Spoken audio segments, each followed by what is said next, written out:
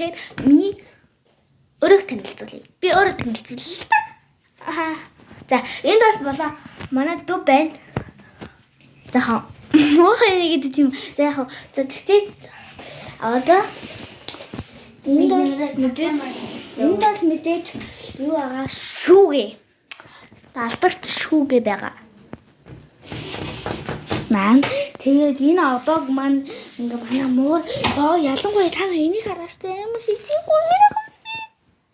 Тэгээ манай муур тэгсэн. Яах гэдэг юм бэ? За энэ бол миний хайрт. Миний хайрт. Тэгээд энэ бол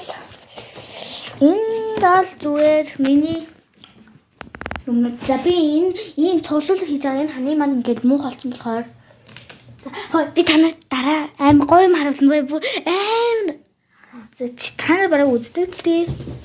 За тэгтээ одоо энийг зүрхэлсэн байгаа штэ энийг. Тэгээ энийг зүрхэлсэн энэ үд би ирээ явна. Хөхмөрт гэж хэлбэл нь хиттэй их холбоотой юм билээ заяа. Тэгээд манай зав хоёр амжаан тэгээд би пассвордаа захиалсан байгаа. Тэгээд төгсөө үг гарч ирж байгаа заяа. Йой. Тэгэхээр би энийг бол ингээ наач хөөл гэж бодож байгаа. Тэгтээ яг. Одоо ерөнхийдөө л иймэрхүү л өрөөтэй. За гадна талдаа ингээ царайсан.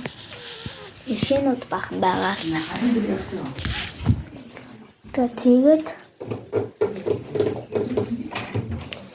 үүсгэж олзоо. Ингэж өрөвч. Энд миний ар байна. За би аргагүй. Тэгтээ яг би ар авъя гэж бодож байгаа мөнгө цуглуулчихад. Өөрийн мөнгөөр л. Зөө. Миний нар хуучин юм наац юм шиг гэсэн юм л л тээ. За тэгэхээр өнөөдөр би танад өрөөгөө танилцуулчлаа. Энд бол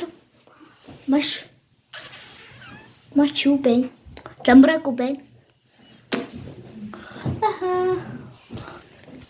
Нэмээс сургууль.